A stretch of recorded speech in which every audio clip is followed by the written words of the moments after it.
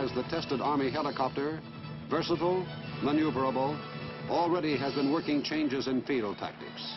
Army aviation craft, fixed and rotary wing, airlifted more than 11,000 troops during swift strike, providing a mobility and fluidity not seen before on this scale.